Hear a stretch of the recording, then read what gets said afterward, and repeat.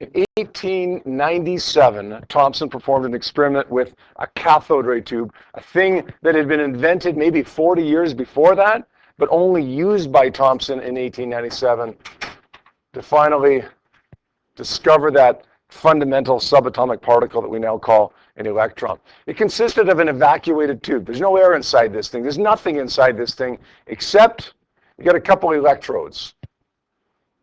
The electrode over here is going to be a negative electrode, and we're going to call this a cathode. And I know that's a little bit confusing for those of you who take chemistry, but it is what it is. Okay, the negative terminal we're calling the cathode. Over here, we're calling it the anode. Prior to Thomson in 1897, there's this greenish glow, this mysterious cathode ray, they called it, that's leaving the cathode, going towards the anode, going through a little hole in the anode, and then striking the screen down here somewhere. Nobody knew what it was. Lots of theories. Maybe it's particles. Maybe it's light. Maybe it's charges. Maybe it's whatever. We don't know what it is. In 1897, Thomson introduced a magnetic field down here. And when he did that, he discovered that that mysterious cathode ray changed direction. Its path bent. So now instead of going straight in there towards the screen, now it's going down like this. That told Thomson what? What's the conclusion that he's drawn from this, John? Good. It's got to be negatively charged particles. We knew about negative and positive charge long before we knew about the electron. So we knew about the interaction between negative charges and magnetic fields as well. That means that this is not new science. Okay, he's observed something that lots of people had observed in other contexts before. Charged particles get deflected by magnetic fields. Okay, so we know that these are negatively charged particles. What kind of negatively charged particles? Don't know yet. Just know they're negatively charged particles. All right. So then he tries to do a little analysis with what I call the main chamber. The analysis is an analysis that we've done many times before. Fc is equal to Fm. Right? Charged particle going in a circle, centripetal force is equal to the magnetic force that caused that. mv squared over r equals qvb. V's cancel, and we're left with mv over r equals q times b. So our problem now is that although we know r based on where it hits the screen, and we know b because Thomson introduced the magnetic field himself, of course he's going to know what the value is. We don't know what m is, we don't know what q is, and we don't know what v is. Sorry. So then he introduces another magnetic field over here. This magnetic field causes a magnetic force the same as the main chamber did. This magnetic field causes a magnetic force downwards. But he also introduces a couple parallel plates that are charged. Top one positive, bottom one negative. That causes an electric force upward on these negatively charged particles. So we have opposing forces now. Maybe one of them is bigger than the other. If magnetic force is bigger, then it's going to be deflected upwards. If the electric force is bigger, then the charged particles will be deflected downwards. If they're going the wrong speed, something's going to happen, right? They're going to be deflected up or down. One of those forces is going to be bigger than the other. But if they're going at just the right speed, then those two forces will balance. And if they balance, then the charged particles that are going through what we call the velocity selection chamber will go straight through. And that's good. Those are the ones we care about because those are the ones that are entering the main chamber straight on. Those are the ones we want to observe. For those ones, we're going to say Fe equals Fm. The electric force upwards equals the magnetic force downwards. That's not the case for all the particles in there, right? Just the ones that are going undeflected. That's a key word, right? We saw that in a number of problems that we did, the word undeflected. Fe equals Fm, QE equals QVB. Q's cancel, and usually we end up solving for V there. Although in some of the problems you did, you ended up solving for another variable. So Thomson finds the value of V, that is of the particles that are going straight through, and then he plugs that value into here. That's one more variable he has now. So now he's got everything except Q and M. Can't find Q, can't find M, so he finds a ratio. Take the M down by dividing, the B down by dividing, Q over M is equal to V over B times R. Now, I'll tell you what that number is. You don't need to memorize that number, but you do need to know that that number is very, very big, large, yes. Okay, it's 1.76 times 10 to the 11 coulombs per kilogram. Okay, if you remember it, that's fine. If you don't remember it, that's fine. Just remember that it's a big number. In fact, it's so big that this number here, the mass, must be so small that the mass is smaller than any other mass ever found. In other words, it's smaller than an atom. And if the mass is smaller than an atom, it's got to be a subatomic particle. So we've established over here that it's a negatively charged particle, and we've established down here that it's a subatomic particle. So now we know it's a negatively charged subatomic particle. We're going to call it an electron, right? Now, this one other section over here we looked at briefly, and one or two of the practice problems that you had involved this one section over here. We don't like to use that because in the end, when we get the speed from this first section that I like to call the acceleration chamber, it's not the speed that the particles are actually moving necessarily, it's the maximum possible speed. So we prefer to get the actual speed rather than the maximum possible speed. But if we got to use this, okay, we're going to treat it just like we did the problems in Unit 2 when charged particles were accelerating, and that was energy initial equals energy final, or potential energy is converted to kinetic energy. QVI is equal to 1 half mv squared. All right? Let's take a look at, first of all, the practice problems that we had for homework on page 758. Any issues with the 3 practice problems that we had on 758? Yep. Take a look at question number 3 here. It says a carbon-12 ion. Right away, that tells us it's not really a cathode ray tube question, right? Because cathode ray tubes are involving electrons. But a carbon-12 ion could be present in that thing that I told you about yesterday called a mass spectrometer, which basically works the same way as a cathode ray tube, except you're not using electrons, you're using ions. That's okay. You deal with it the same way, acceleration, velocity selection chamber, main chamber, but just remember that the charge and the mass isn't going to be the same as the charge and mass of an electron. So here's the charge to mass ratio of this carbon-12 ion. Notice 10 to the 6. You guys remember what the magnitude of the charge to mass ratio of the electron was? Yep. Good, 10 to the 11. Okay, remember we said that that number was so much bigger than the charge to mass ratio of anything else found? Carbon is not a big atom, right? Carbon's atomic number 6. It's not a big atom relative to other atoms, right? But still the charge to mass ratio of even carbon is ridiculously small compared to the charge to mass ratio of the electron. Meaning, again, the electron has to have such a small mass compared to this atom that it's got to be subatomic. So here's the charge to mass ratio of carbon. We want to find the radius of the ion's path. When it travels at 150 kilometers per second, that's the speed of the ion, although we don't want to be in kilometers per second, we want to be in meters per second, perpendicular to this magnetic field. All right, it's not a cathode ray tube, but it's like a cathode ray tube. Which section of the mass spectrometer, we'll call it, you want to keep calling it cathode ray tube in your head, go ahead, that's fine, doesn't really matter. Just understand that it's not really a cathode ray tube. Which section of the mass spectrometer would it be? Yeah, it's going to be the main chamber, Rucker. Why would you say that? Okay, that's a good point. So we know its speed. It means it's been through the velocity selection chamber. Having said that, Rucker, be careful with that, because they could give you a speed through the velocity selection chamber and ask you to solve for something different, like maybe the magnetic field in the velocity selection chamber. Okay, so that's possible. Now, good. That's the key in this one, right? You've got just a magnetic field, and you're asked for the radius of the path.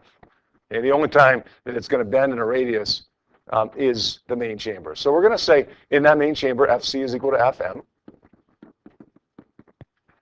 And we're going to say mv squared over r is equal to qvb. And we're going to cancel out the v's. Now, we've got charge to mass ratio here. My suggestion is don't solve for r, even though you're looking for r. Solve for q over m. Q over m is equal to v over b times r.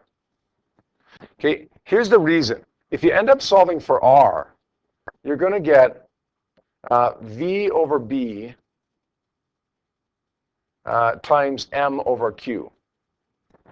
What's the problem with that? Yep.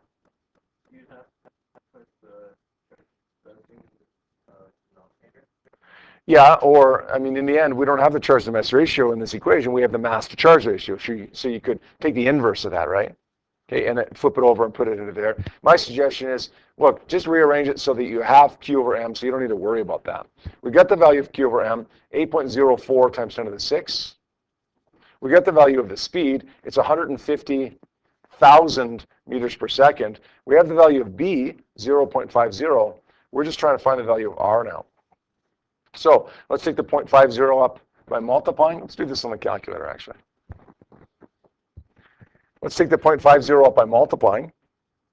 So it becomes 8.04 times 10 to the 6 times 0.5.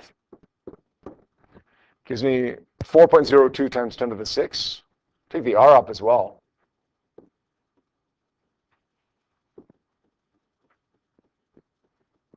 And then let's divide 150,000 by that number.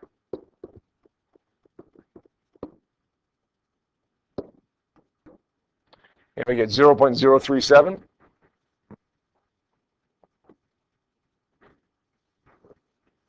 That make any sense? Now, what would have happened? What would have happened if you had forgotten to convert kilometers per second to meters per second there? You would have gotten a ridiculously small number, right? Would it have any significance to it, or would it just be a number from space that meant nothing? It would have been 3 decimal places off. In other words, you would have got a radius in kilometers, right? Which is not what we're going to want, right? We're going to want it in meters. So just remember to do that conversion. Yep. Assuming the radius is right, do you use the atomic mass to actually find the value of the charge? Yes. Yes. Well, be careful with that. Be careful. Liam's question is good. Very good question, actually.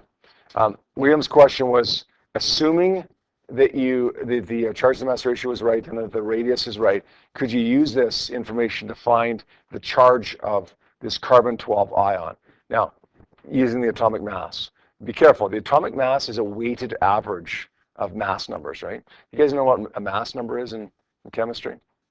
This is the mass number, right? Carbon-12. It means that 6 protons and 6 neutrons. The number that you find on your periodic table, your atomic mass, isn't the weight of that, isn't the mass of that.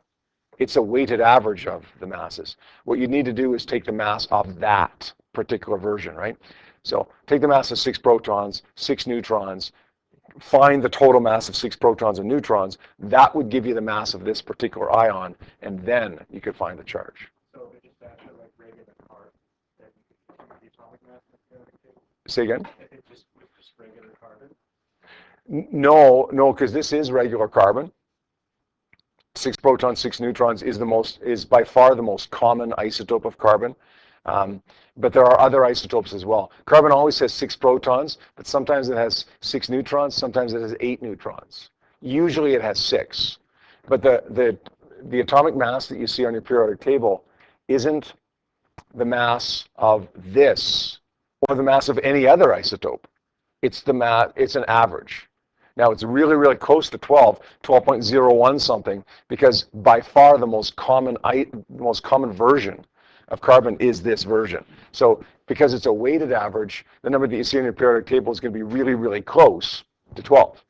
But you wouldn't want to use that number. You'd want to use the mass of this actual one, which is going to be very, very close to the number on your periodic table, but not exactly the same, if that makes sense.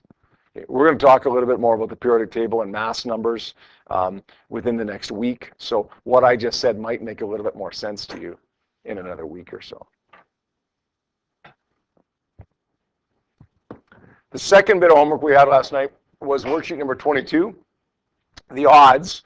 Let's take a look at 5, 7, and 11. Number 5 says a cathode ray, that's that mysterious greenish glowing ray, passes undeflected through an electric field and a magnetic field. What's the kinetic energy of the cathode ray? First of all, it's a cathode ray tube. Which section of the cathode ray tube are we dealing with here when it says this cathode ray passes undeflected through this electric and magnetic field? Jazzy, which section is it? John? Okay, good. The velocity selection chamber, good. We know that because we have the word undeflected. We know it because we have an electric field and a magnetic field. So let's do that. Okay, let's do the velocity selection chamber where Fe equals Fm, or we'll say Q times E equals QVB. Q's cancel, V is equal to E over B. So let's find that. The electric field is 5 times 10 to the 3 newtons per coulomb, and the magnetic field is 7 times 10 to the negative 3 Tesla.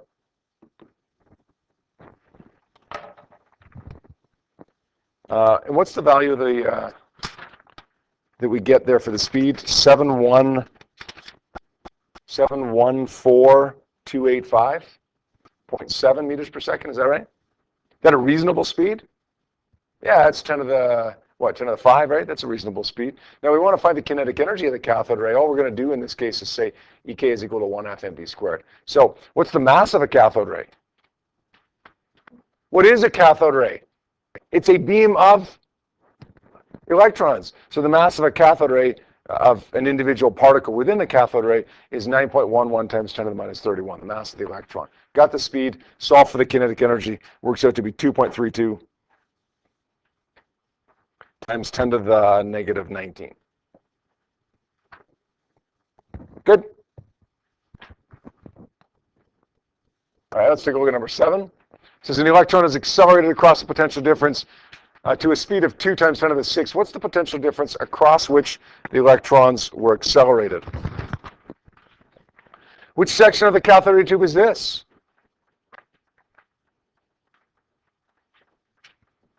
We got the acceleration chamber, we got the velocity selection chamber, the main chamber, right?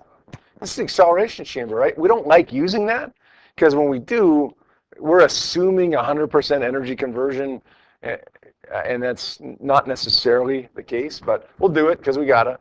We'll say EI is equal to EF in the acceleration chamber. It's like a car going down the hill, right? QV is equal to 1/2 mvf squared. Now let's plug our numbers in here.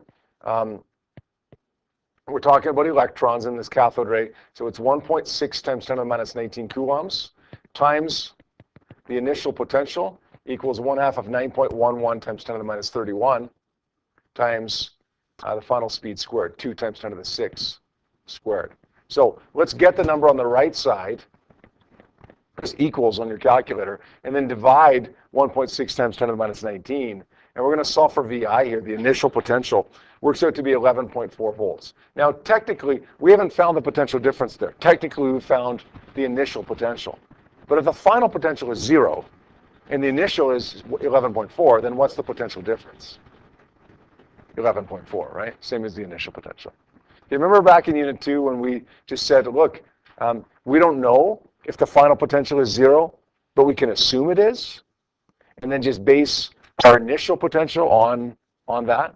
Right? Basically, we're defining the bottom of the hill as being the end of the problem there on the right-hand side. Okay. And finally, number 9, or was it 11? 11, I think it was, yeah. Says an electron through an electron, which one am I looking at here? Yeah, that's right. The cathode ray travels through a magnetic field, follows a path of radius 5.6 times 10 to the minus 3. What value of electric field would need to be added to make these cathode rays pass undeflected? That's a good question. Which section of the cathode ray tube are we dealing with here? Yep. Velocity selection chamber, yeah, kinda, but it's kind of the main chamber, right? Because it's going in a circle, and then it's going undeflected. So it's like we're taking the velocity selection chamber and turning it into, it's like we got a main chamber, and then we're turning it into a velocity selector by adding an electric field. Does that make sense? So let's deal with it as two separate things. Let's deal with it as Hey, you said firstly in the velocity selection chamber, and we got the main chamber. In the velocity selection chamber, we know that Fe equals Fm, or QE equals QVB, and then, of course, the Q's cancel. In the main chamber, we know that FC equals FM, because it's going in a circle. Now, it's not two separate chambers here, not two separate sections. Really, it's the same section. We're just adding an electric field to the already existing magnetic field to turn this main chamber right here into this velocity selection chamber right here. Okay, which one do you want to do first? Well, honestly, I don't care which one you do first. Do whichever one seems to work the best first. I think we're going to find that we got to do the main chamber first. Okay, we're going to find the speed from that, I think. Okay, but if that doesn't work for us, then we'll try the other one first. Okay, the mass is 9.11 times 10 to the minus 31. It's an electron. The speed, we don't know. Divided by the R is 5.6 times 10 to the 3. 10 to the negative 3, I should say. That would be a big radius, 10 to the 3. Equals 1.6 times 10 to the minus 19 times the magnetic field of 0.02. All right, so let's get this number, multiply it by 5.6, divide it by 9.11, and when we do that, we should get a speed of 196,7061.55 meters per second. So we're dealing with, what is that, 1.97 times 10 to the 6 meters per second, an entirely reasonable speed here, right? Now that we have that, we're trying to find the value of the electric field that's required to balance it, Fe equals Fm. The electric field is this value, 196,7061.55, times the same magnetic field, because we haven't taken that away. We've just added an electric field to it. So we're going to multiply that by 0.02 Tesla, and when we do that, we should get 3.93 times 10 to the 5 newtons per coulomb. Is that okay? Okay, so you understood what was going on, though. Okay, good.